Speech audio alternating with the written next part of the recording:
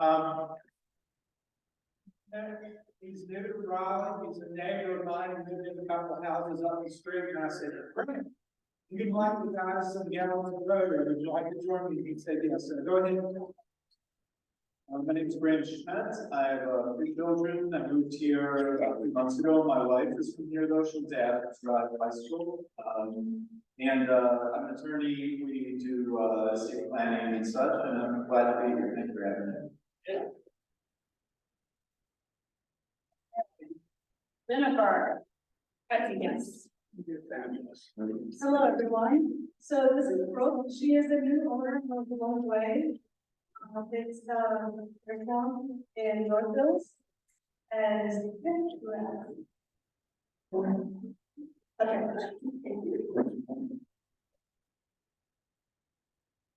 Then I have Allison with Wells Fargo Banking.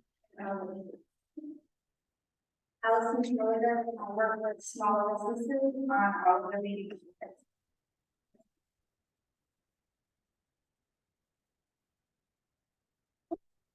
Then we have Justin Crawford with Green Home Solutions and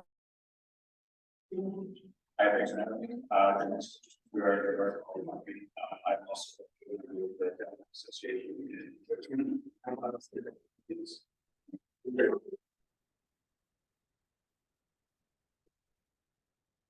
I have returning with Generator Super Center of the Triangle, and also he owns the Jet Tank. Thank you all for allowing us to be here. My name is Jeff Denny. I'm going to be here with my children. I had the good fortune of, well, we had the good fortune of playing for Dean Smith back in the late 80s. And we won a few ACC championships, and he went on to win an NBA championship for the Houston Rockets in 1995. Pretty cool achievement. We have partnered up again and formed another winning team. We have a store called the Generator Super Center. We do home backup power for customers. We work with individuals, elderly folks, surprisingly, or maybe not surprisingly, we had a lot of folks that have come in with health issues over the last little bit. So we're the #1 residential installer and partner for General in North America. So thank you all for allowing us to be here today.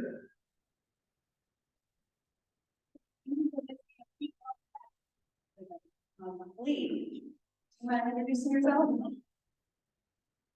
Good afternoon, everyone. My name is Lee Hudson. I'm a 43-year-old there, running up a plate, and I have to be with you. I invite you to attend the RLI there, whether it is you have any product.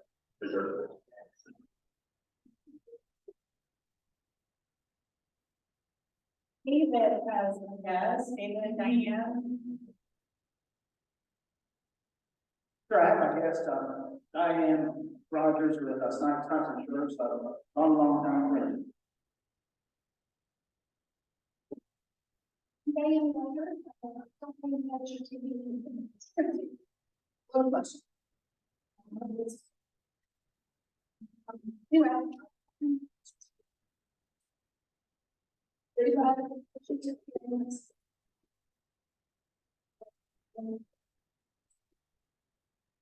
Okay.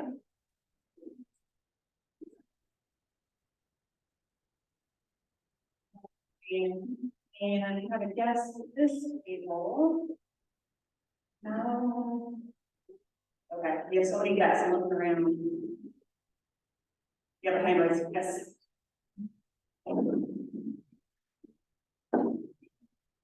Hello, my name is Anthony Garcia. I'm trying to be here today to take a look at the model of business. Also, experience with the farm is they're here to help. I think technically you guys have. Nice to meet you all, and I appreciate your time and allowing me here. Thank you.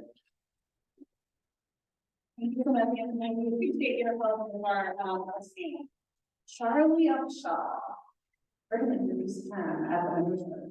Yes. Did I forget anybody? Other guests? Okay. Don't forget the buckets in the middle of the table, that's for Happy Dog or for Mitchell Lions in North Carolina. Now it is time for Leadership of Masculine to come standing for Happy Dollars. Anybody happy? Jennifer is. I'll give you money.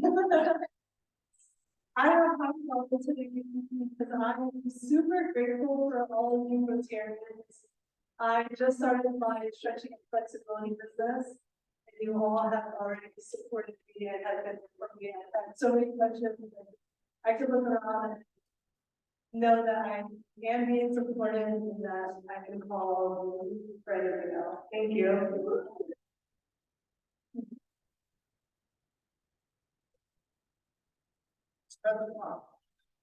Hey Charlie, I have happy dollars, because as you'll see later today, it's not only my birthday, but more importantly, it's my youngest daughter's birthday, who's the best present I ever had, so we shared our birthday together, so.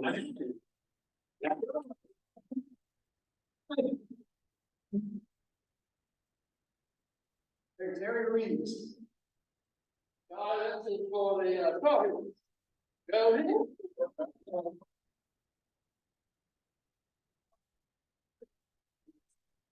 So my daughter's pregnant. One time, good old hometown team, the VMIT, they had said, stay right where they wanted them, of course, they lost 20.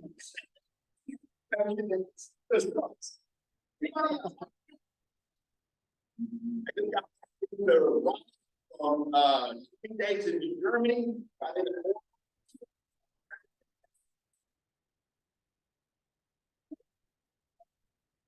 Bye. Thanks for being here. Lots to be happy about today. Thank you, Charlie. One more. Tom Hacker shared this with me. I think we all recognize the lady on the right, Judge, our own Judge Lucy Inman. She was in the NC Attorney magazine publication. There's a link to the article in this week's bulletin.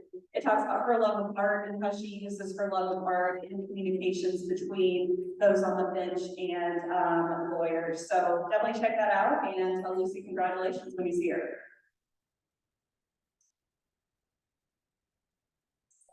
Upcoming meetings. Next week we have North Carolina Treasurer Dale Caldwell.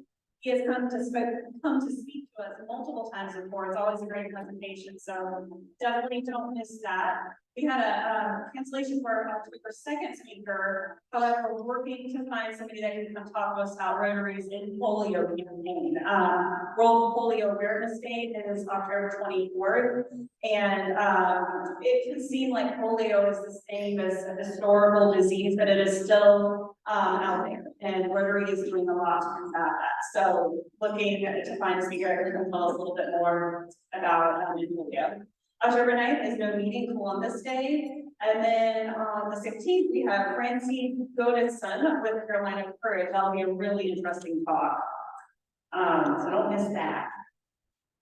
Hey, I don't know if y'all saw in the bulletin for today, Wake Smiles Annual Sneaker Ball Gala is this Saturday, September 23rd. There's still time to buy tickets for it. As Raleigh Rotarians, we get $25 off of the ticket.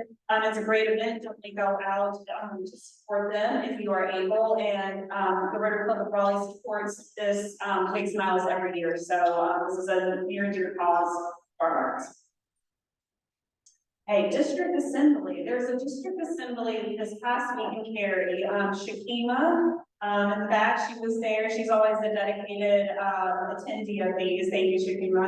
And our own Patty Rooney, seeing to the left, spoke about the foundation. The foundation was a big highlight topic of the district assembly, and Patty has a lot more exciting things in store for us during Foundation Month, which is in November. So stay tuned here about that. Lee Hudson, of course, is there. We're going to hear from him, I believe.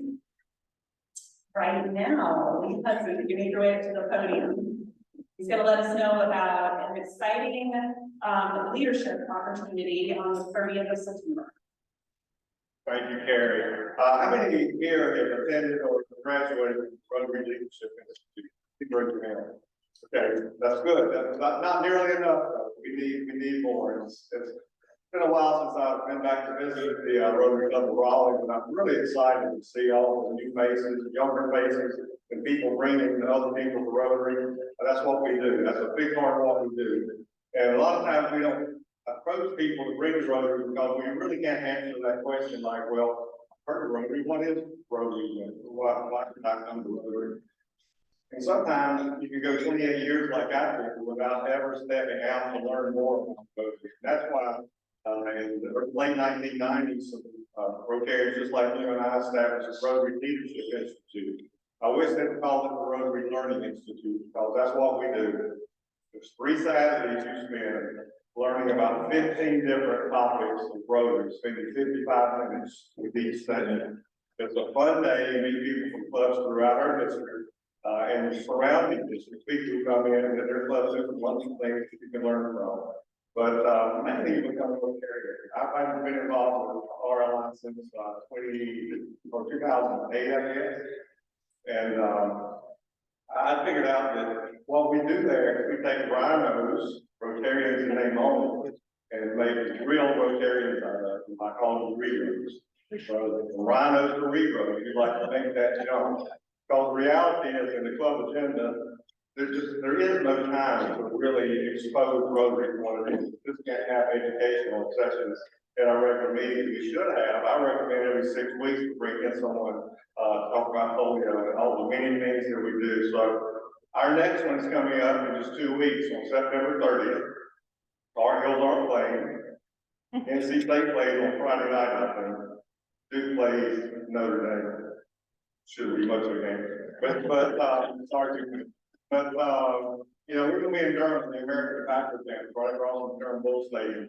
And I want to personally invite you to be there. I'll be there. We usually have 50 or 60 Rotarians there, and we'd like for you to be there as well. If you have any difficulty signing up, just let Carrie know. We'll get you all hooked up. It's $95 for signing up. Club pays you $95 back if you attend. I'm not sure what the verdict of the Raleigh County Board is doing. You can do that. I'm sure that will help with the numbers. So my 2 minutes are up. Please join me in Patty is a facilitator as I am. Please join us for a special day of Rotary on September. Thank you very much.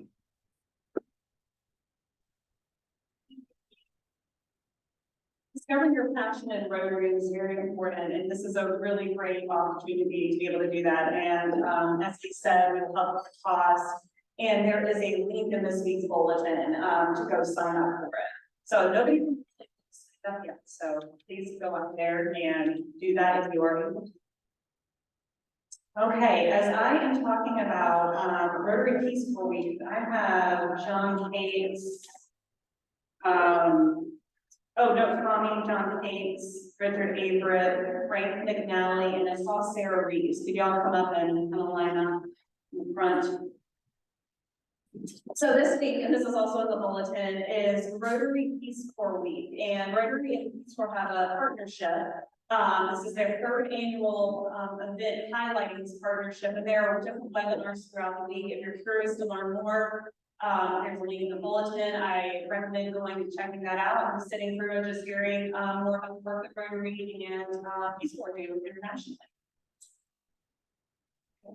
We are not going to do music either this week, because as you can tell, we have a packed agenda, but never miss a raffle. All right, guys, we've got a raffle today. Winner's going to get some money. If you played, you might win. If you didn't play, your chances are 0%. I got a winning number here. We got 8, 0, 0, 2, 3, 4, 5. There's some. Oh!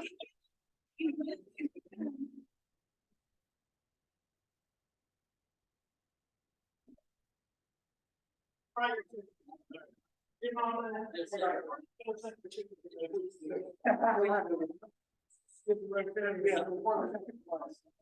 Congratulations.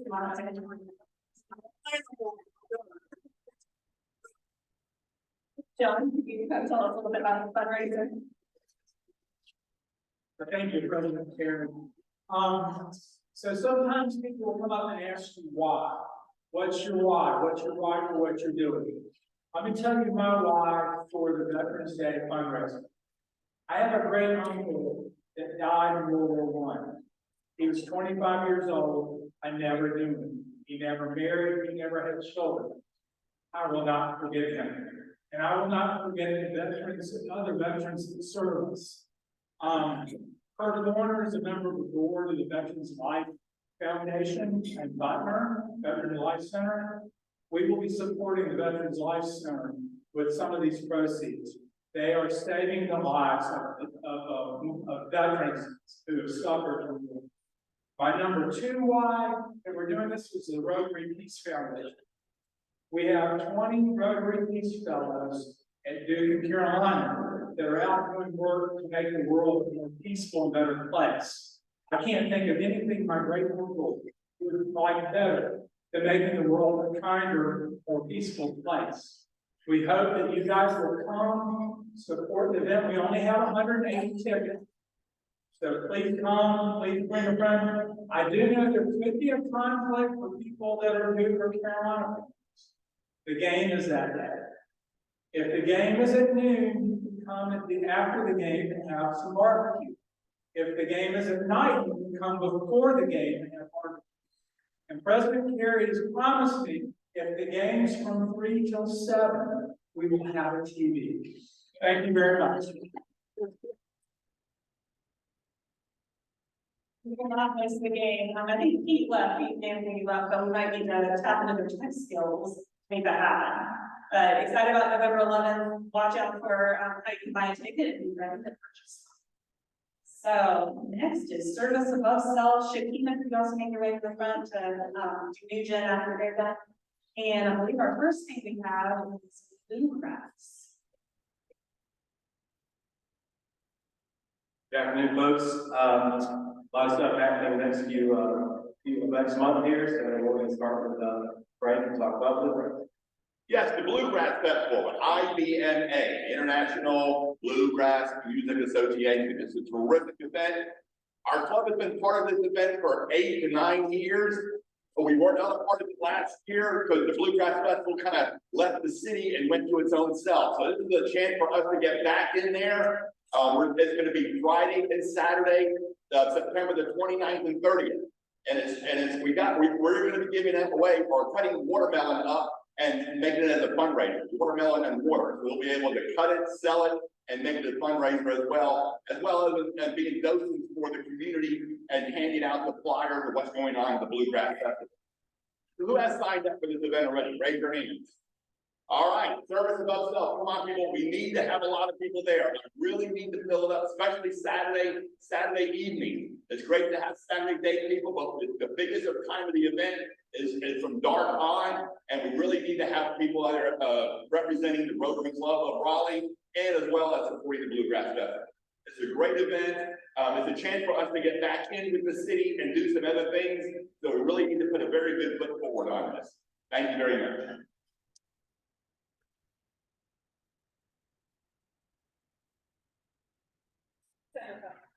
Okay. This past weekend, our club had a presence at Centerfest in Durham. As you can see, who was present, and it was announced this morning that the event raised $38,000 for the arts in Durham. So, well done, everybody. We appreciate the opportunity to partner with the club in Durham, and again, we appreciate Works areas. I just want to give a special shout out to President Carey. I mean, she's making all our service events really show support. So thank you very much. We really appreciate it.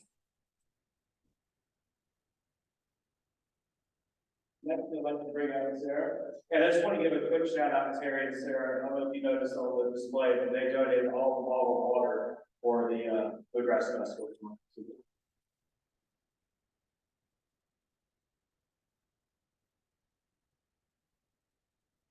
The following schedule is October 7th. We have 4 shifts from 9:30 to 2:30. Yeah, that's a long time. So if you want to find somebody to shift with, the way the signing works. And I've got copies of the link here if you need a copy. I didn't read it today, so I know that it works. If that's too long of a shift where you just find somebody that you wanna split it with, you decide which one of the two of you is gonna sign up. Don't tell the city around you to do that, but you can do it that way, because they want like everybody's information for insurance or something like that. And so following for local is a fall festival, we don't know what will be assigned until we get there, so it could be like a pumpkin, there's a free pumpkin patch, like kids go nuts, there's little rides for kids, there's helping in parking and tickets and things like that, so for information, we just do whatever we're told. And Rotary has been at these festivals at Dick's since, at least since Mary Ross was president. We worked at one of the best meetings like in the United States, ever in Raleigh, that was just mentioned it. So we just want to keep our, volunteering and for the community part. Thank you.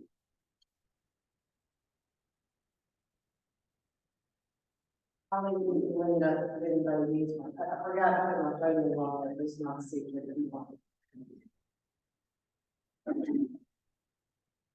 Thank you, Richard, Avery, Sarah, and Frank. Please sign up for Bluegrass. I know that's the same day as RLI. So two awesome things happening that day. Please try to make one of those. And again, like Sarah said, reiterate, we have been involved at Dick's Park events since the beginning of when they were having festivals. So really important that we continue our presence. Up next, a few new generations things with our NC State Rotary and Shakima. Will you come up to the podium? Hello, everybody. My name is Shakima McLean, and I'm the Vice President to New Generation, where we have both of our divisions of both Rotary and Interact. Interact is our college division. You're in college, and you want to join the Community Service Club, we're there for you. And as far as our high school division, which is the Rotary, excuse me, the Interact. I'm up here only just to summarize the upcoming events. We're asked by our college position, the Rotary President Adam Davis is meeting some Rotarians to come in and be speakers. So if you are interested in indulging our college students in your professions and your experience, your needs, they're welcoming the Rotarians to come out to their needs. As far as our interacts, anyone that has signed up under the New Generation Committee, we ask if you can stand by and stay tuned because we'll be having meetings to engage our high school division as far as establishing our Interact partnership. We already have reached out to a few high schools so far to reestablish this commitment, and we need your help. So if you are interested, any Rotarians, but also individuals that have already signed up under the committee, please stand by because we need your help to reach out and speak to our high school students, and again, be able to share our experiences, know, learn, any kind of participation that they would need. We also be there for them. Again, my name is Shakima McLean, and I'm the Vice President for the New Generation. Thank you. And I'm up to you. Thank you, Shay. These young people are amazing. I know a lot of you have met the NC State Rotary group, and they are just a group of wonderful, bright, enthusiastic young people. So if you are able to go speak to them sometime this year, October 17th on a Tuesday evening, they're having a professional development event, and it would be wonderful if some of us could go and help out and just give advice and talk to them and form some relationships with these great people. Hey, Harrison already made his way up here. Thanks so much. Hey, everybody, thank you so much for being here today, and to all the guests, thank you so much for being here. To echo what Lee said, today you get just a small tasting of what Rotary is and what we do for our community. As you can see, we do a lot. Please, I would ask you to come again finally after the meeting. I'd love an opportunity to tell you a little bit more about what Rotary is, how you can be plugged in to be with life of service above self. Randy, if you want to go ahead and head up front, as well as Mike, we have you up front as well. While they're coming up, I just want to say, I don't know if anybody saw on LinkedIn, there was a post that was put up, Jennifer, Tiffany, DeMonte and John Luke having lunch together. I'm telling you what, it should be on like Rotary International for membership. It was an amazing picture. I'm mad that I wasn't invited to that one. But I will say, it makes me think that the relationships that my 4 years of being this club, that Rotary is family to me. And so I thank you all for the friendships that have been created, and as we continue to grow them. With all that being said, we have a couple of members that we're going to be doing some readings for today. So we're going to do our second reading first for Mike. Mike is sponsored by the Upshaw, and as a reminder, he's a financial advisor for capital investment companies. John King said a little bit ago that we'd like to tell him why. Mike, love to hear from you. Why Rotary? What kind of engaged you with looking at Rotary as a civic organization? Well, I first got really introduced to Rotary actually through Charlie when I was kind of calling on him. Didn't really make sense for me from a travel standpoint a few years ago, but kind of changed roles and actually joined Charlie at capital investment companies. So now I have a little bit more of a schedule that fits. I don't know if it's just because in the last 5 years I got married and had 2 kids, and I'm feeling a little bit blessed, but looking forward to trying to find a way to give back. And when you kind of just sit back to yourself and say, where do I want to give back? A lot of times it doesn't jump out to you. Some people, it's something personal that happened to them. I guess I'm blessed I haven't had anyone that has had any particular issue that I felt I need to get involved in, but you can come into some meetings learning that the reaches that Rotary has in touching so many different organizations, so many different lives. That kind of what got me interested in picking you guys and joining the club. If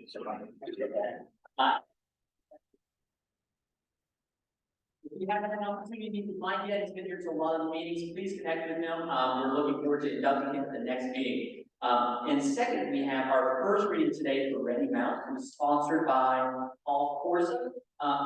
Randy did a very good job of providing his application, and it was lengthy in a good way. So I thought it would be a good opportunity for us to have him come up and introduce himself just real quick. So, Randy. Thank you, Harrison. So it's time to meet everybody. Thanks for having me. I'm Randy Mouse. I live in Cary with my beautiful wife, Donna, and I have 2 bonus children who are doing very well in life. I'm very proud of them. So I served the last 32 years as a nonprofit sector fundraising and marketing executive. And this past June, officially, I was blessed with the opportunity to retire. So I'm still getting used to that, but it's been a good ride. Started my career with United Way. I always love to refer to it as the fundraising drug, the gateway drug for fundraising. And I came here in 1997 in the Triangle, and actually served as the inaugural Vice President of Community Campaigns for Triangle United Way. Happy to see an old face back there at Michael Condry. It's been a long time. Or to catch up with you. But just thanks for having me, and I'm just looking forward to having an opportunity to do what I've been doing for the past 32 years, which is serve the community as best as I can. I believe when you're a fundraiser locally that you should walk the walk. And so I've been a volunteer since 91 and a donor since 91. I think I've been a opportunity to serve. Thanks for having me. Thank you. Part of the service, looking forward to having him as a part of our group, and excited to have him for his energies and his experience into our club. Last step for membership today, next Thursday, which is September 28th. You can see up there from 5:30 to 7. We're going to be here for our service social at the back of the road for the love our hosts as well. So make sure to bring school snacks as we support our local.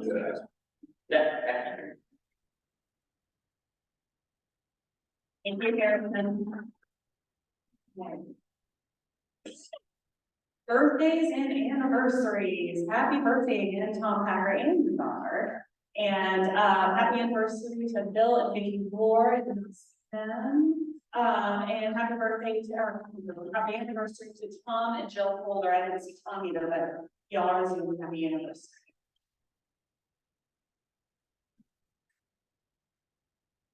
For our speaker for the day comes up to the podium. I'd like to read a little bit about Mr. Joey Nelson. He is the AT&T Regional Director of External Affairs, and he has got a very, very interesting presentation about telecommunications.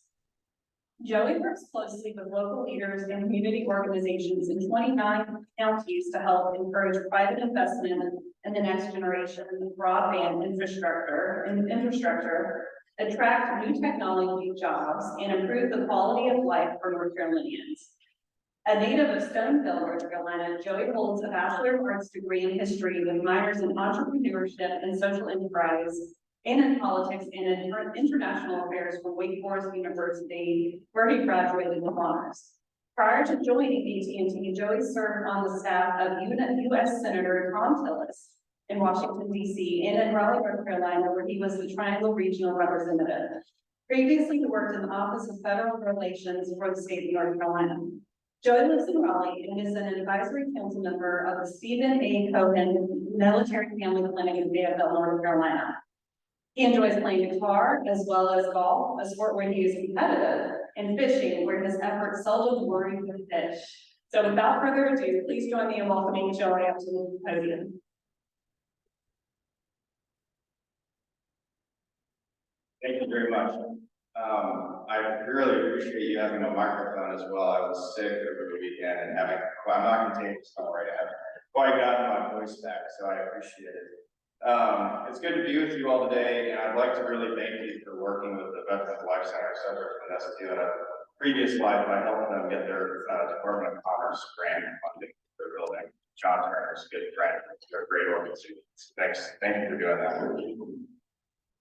So my goal today is I just wanted to give you a little bit of an overview of the telecommunications industry and some trends that are going on in our industry. And this has been our Super Bowl since COVID. Everyone loves to talk about it. So I wanted to be able to share with you maybe a couple things that might be helpful as you're out in the community and hearing people talk about it.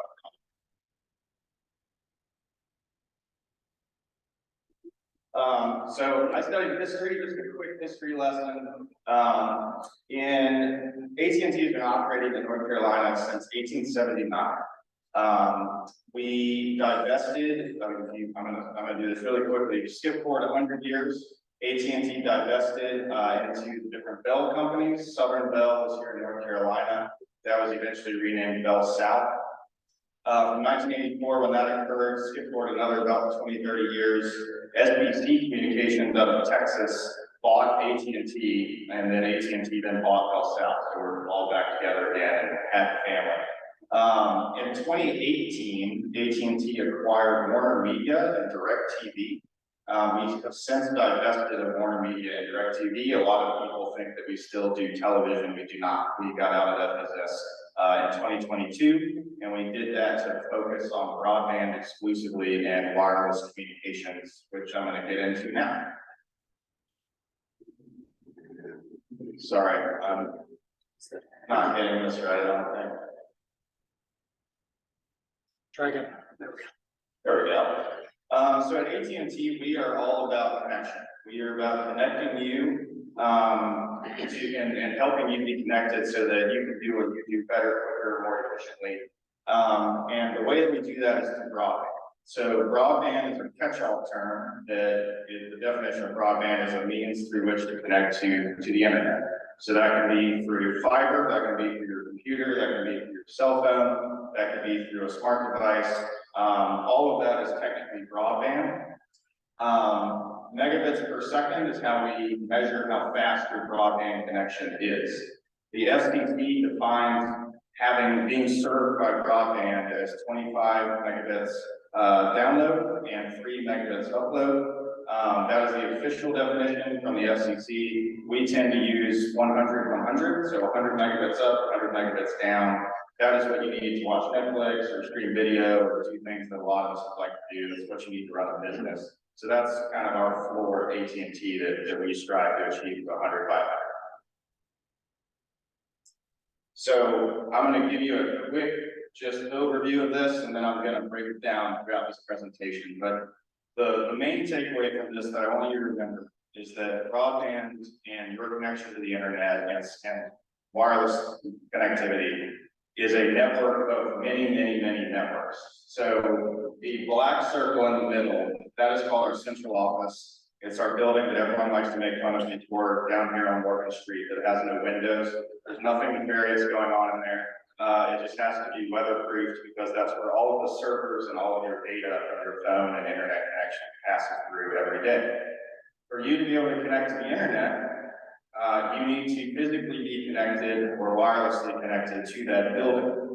The way that we do that is we run fiber from the central office where the brains and servers are out to terminals in the community. And then from those terminals, we run fiber or wirelessly we connect to your business, your home, buildings, etc. There are multiple ways to do this. AT&T's priority is making these connections through fiber. Another quick point on this includes your cell phone. So a lot of people, including myself, before I worked at AT&T, thought that when I make a phone call, it pings a cell tower and that pings your cell phone.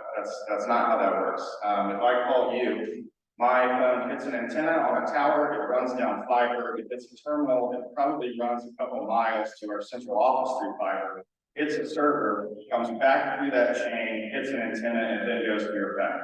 All of that happens in milliseconds. So that's what we are spending time doing every single day, is building and upgrading this massive network of networks. So I talked about fiber. What is fiber? I studied history. I barely passed chemistry and algebra. So about as technical as I can get for you is that fiber is a glass casing that transmits light, literally half the speed of light. And we're able to transmit data and voice packages through light. Fiber is a lot more durable, it has a lot more capacity, and it's a lot quicker than previous technologies. You may remember old copper phone lines. Those quit working if they get wet. They're also more susceptible to being hit or cut. Fiber is a lot more durable, it lasts a lot longer. And the great thing about fiber is that once it's in the ground, it is very capital intensive and we cause sometimes a little bit of a mess getting it in the ground. But once it's in the ground, it's future-proofed. We can upgrade your router in your house or the technology in your cell phone, and we can upgrade the equipment in our central office, and we don't ever have to go lay fiber again. So we can go from 100 megabits to 50 gigabits just by switching technology in our office and at your home. We don't have to relay lines.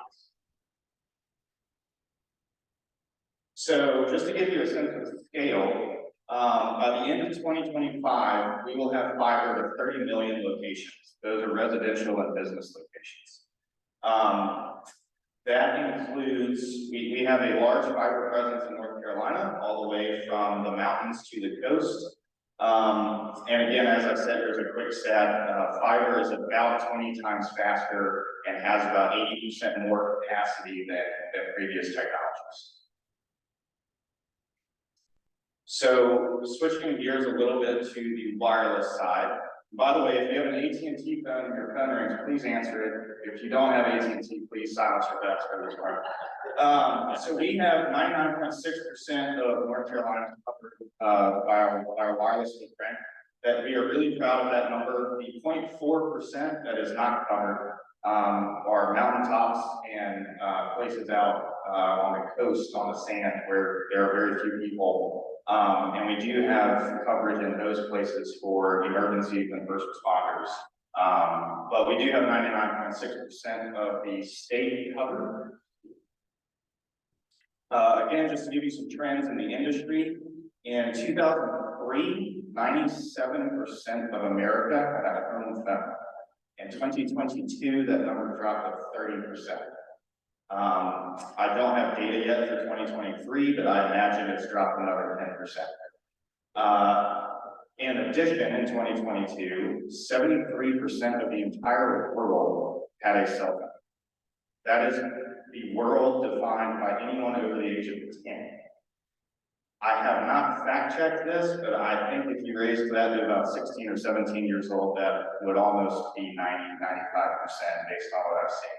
So we are drastically moving toward a more wirelessly connected society. This is an actual graph from AT&T. I've scrubbed the actual vertical axis of data points just for proprietary reasons, but this is the actual numbers of our data traffic since 2007, our wireless data traffic. It has increased over 1,000,000% since 2007. This is an exponential curve, and we expect it to do the same over the next 10, 15 years. Your average family today has about 13 devices connected on your home Wi-Fi, on average in America. Next year, that would be 37. Everything from smart cars to washing machines to your thermostat to your iPad, your phone, your computer, your TV. We are expecting more and more growth, and that's on the residential side. On the business side and industrial side, it's even higher. So cellular data is expected to grow, and the way that we achieve cellular coverage is we have the large towers that you see when you drive down the highway. Those are typically about 100 to 125 feet tall. They have antennas on them that use spectrum that we buy from the FCC, shoots it out in about a 25-mile radius. And that's how you get the bars on your phone and how you have coverage. We then have what's called small cell, which if you actually look around downtown Raleigh, you'll see it. They look like little cylinders on top of light poles, and those are for capacity. So when you see small antennas around a city, it's not really to give you more coverage or to get a signal, it's more for data capacity. We have those in dense cities, we have them in football arenas, PNC Arena, for example. And then we also have assets that we deploy to provide coverage for big events. So when we had Dreamville in Raleigh, there's 20, 30,000 people all right on top of each other. We have drones, we have trucks, we have boats even that we can put antennas on and send them to places to provide coverage. We do that a lot for disaster response as well. So again, just for a sense of scale, I've forgotten my number here. We have invested in the last 3 years. We have put about $1.7 billion into upgrading our networks. 400 million of that went directly into the triangle. We've done about 2,200 upgrades just to our wireless network in the state in the last 3 years. So again, when I talk about that networks, how fast our data is growing and our usage is growing just as a society, we're spending a lot of time and effort and resources on upgrading everything to be able to keep up with that. And we were really lucky during COVID. We didn't experience hardly any issues. We luckily had the capacity to get through COVID without too many bandwidth issues. Also, fun fact, there are, I think it's almost 5 now. There are more than 4 million strands of fiber in the ground in North Carolina, just for AT&T. So part of wireless infrastructure is 5G. 5G just stands for 5th generation. First generation was your typical analog voice technology. 2G was digital voice technology. 3G added the ability for texting and a little bit of data. 4G was full-blown broadband, so you could connect to the internet, surf the web, send an email, watch a video on your phone or other device. 5G is the next generation of that really it is honestly a technological revolution in wireless connectivity. It's quicker, it's faster, it's more efficient, it has bigger capacity. And why that's important is all of the things that are coming out right now with autonomous vehicles, with smart cities, with telemedicine. You want the best connection you can possibly have. If you have a physician in Raleigh who is performing a robotic surgery on someone in Wilmington, you do not want the time between when the physician moves their hands to when that robot moves its hand to have much of a delay. Similarly, if you have an autonomous vehicle and it senses a pedestrian walking in front of it, you do not want a delay in it hitting the signal to stop. So the cool thing about 5G is that level of latency for how long all those pings take is very, very, very low. Because 5G is so much faster and has more capacity, we also have the ability to put a lot more cybersecurity function on it, and it is a lot safer. One other topic I thought might be interesting, after 9/11 occurred, the 9/11 Commission report found a very massive problem that was not talked about very much at the time. And it was that right when the tragedy happened, first responders, the entire network crashed for every provider, because so many people were making calls and texts, which is obviously understandable.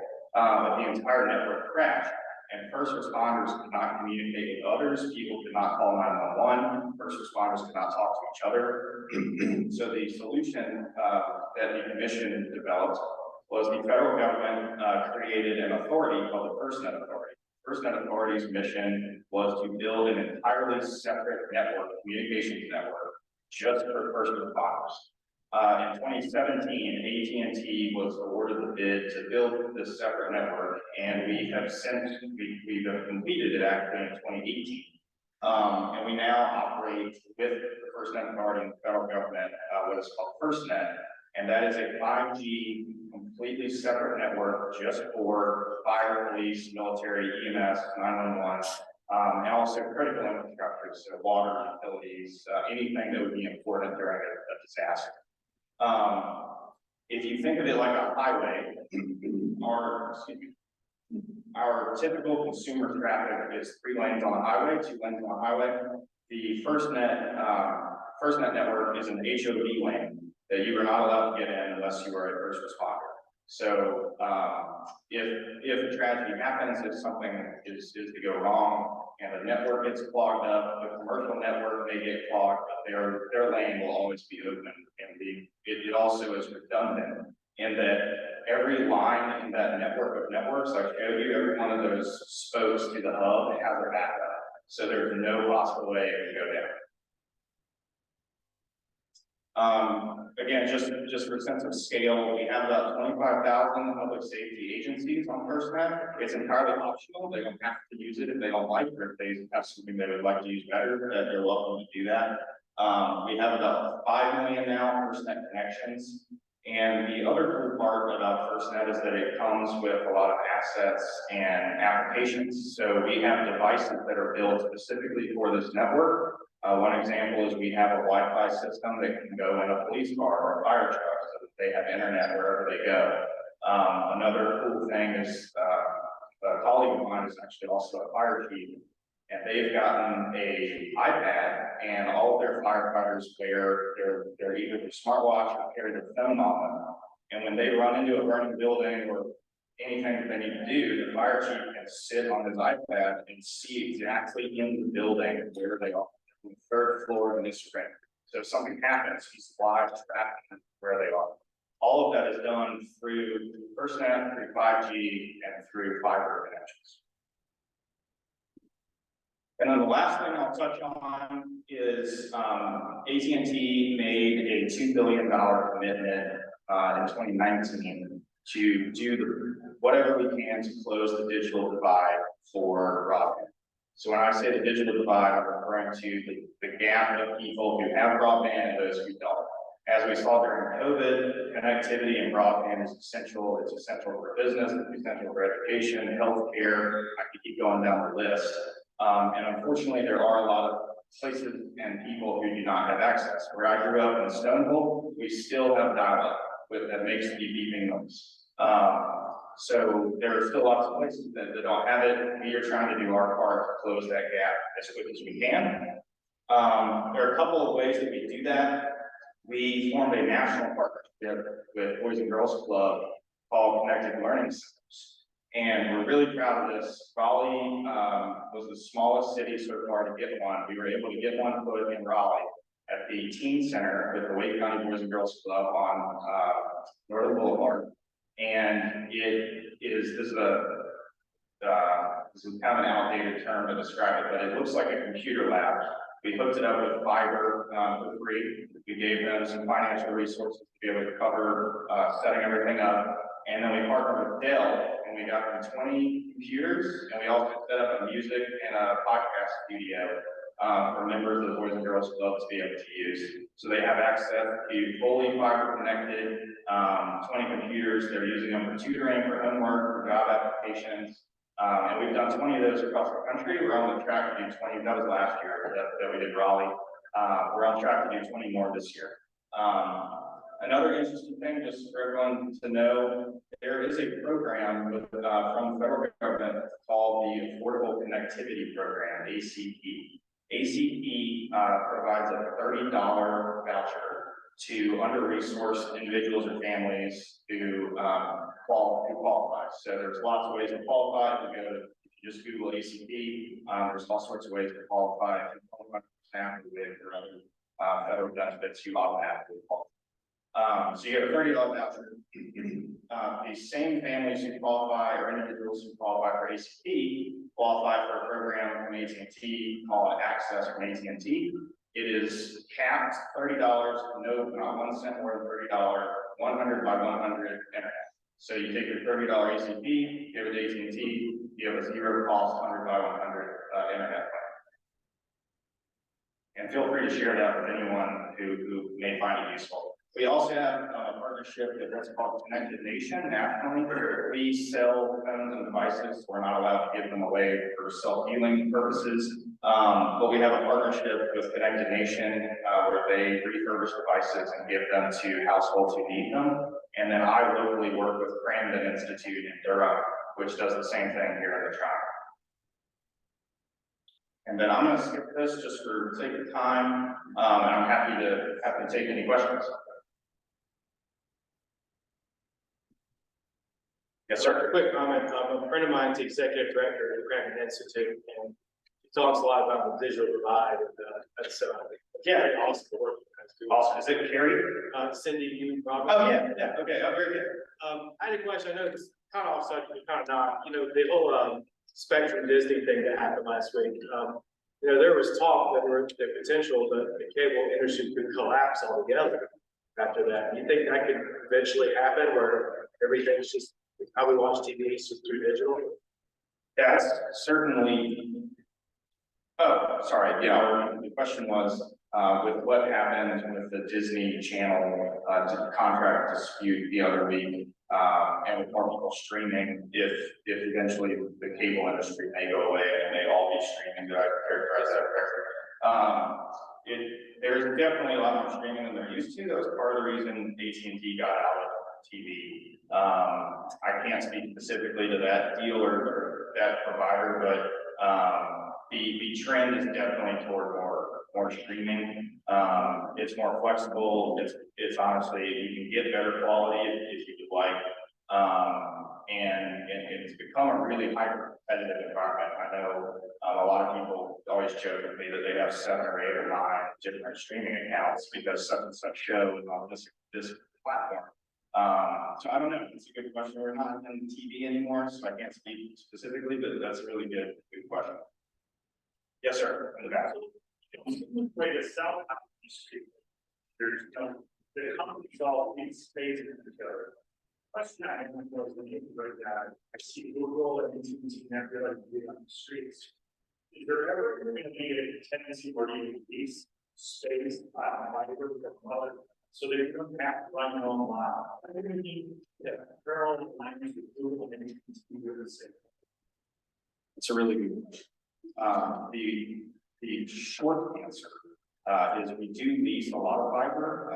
So AT&T has we have the largest fiber presence in the country. A lot of other companies do lease our fiber wholesale. The reason that you don't see that in specific neighborhoods, especially in high growth areas like Raleigh, is there's a lot of proprietary data that is frankly just transmitted through those lines.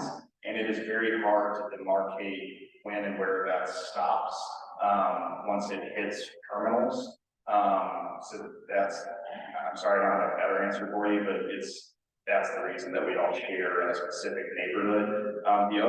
The other thing, and part of it, is the technology has changed a lot. And this is more of a historical answer than what's currently going on, but a lot of the lines in the ground now are for cable, and we're laying fiber. So there is a lot of leasing of fiber going on, but a lot of companies are still using cable or copper lines, and they're still utilizing that technology. So we have to lay a separate line. Yes. So my husband has a dispute going with AT&T. And we probably get one letter a month saying that they're gonna cut off our account, that we better upgrade to fiber. Okay. Do you live around? Yes. Okay. I'm happy to, I'll give you my card. We can see what's going on. You're probably on an old copper line. And they're probably trying to get you on a fiber line. It should be cheaper as well. So I'll talk to you about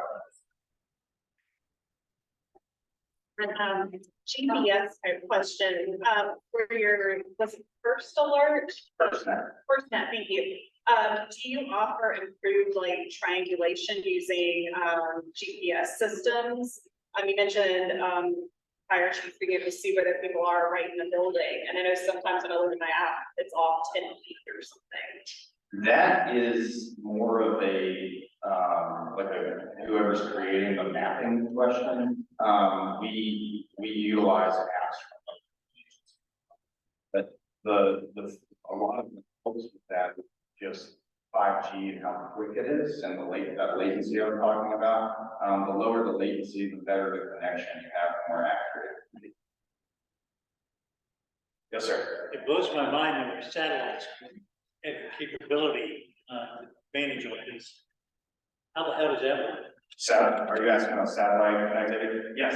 So satellite's another technology. Obviously, it kind of got famous with SpaceX with their technology, or Starlink. The only issue with satellites currently is if a cloud passes over your house, you lose connectivity. If it's raining, you lose connectivity. And you can't quite get the speeds out of satellite. I think the maximum they've achieved is 150 meg, and I think we can do 5 gigs. So that's a big gap. We do have a partnership, a satellite partnership as well. It's a really good option for really remote and rural areas. So, you know, whether that's a mountaintop or a farm where there's nothing near it, it's a really good option. It's kind of an all of the above approach, right? We want everyone to be connected, whether that's cable or fiber or satellite or fixed wireless, whatever it is. But I can't explain the engineering. Sorry. Okay. Yeah.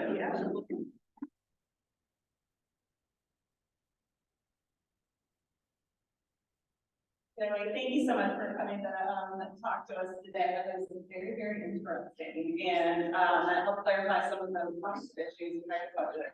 We have open more appreciation Rotary mug, and I know you just put the Southeast Raleigh plug. It has a full way to. Thank you very much. Yeah, I can take that.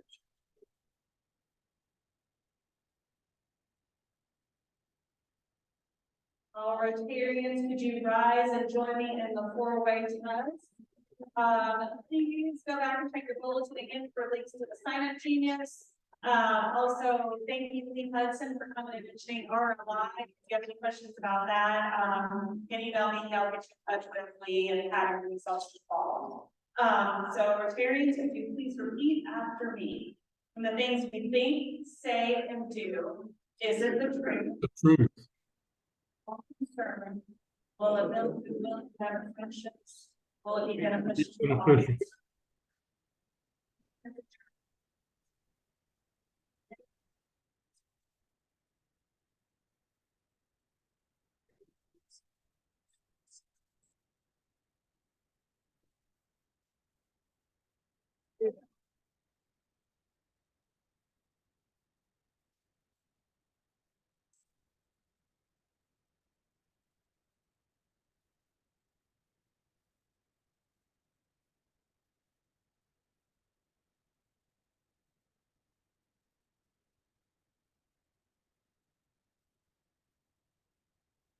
Thank you.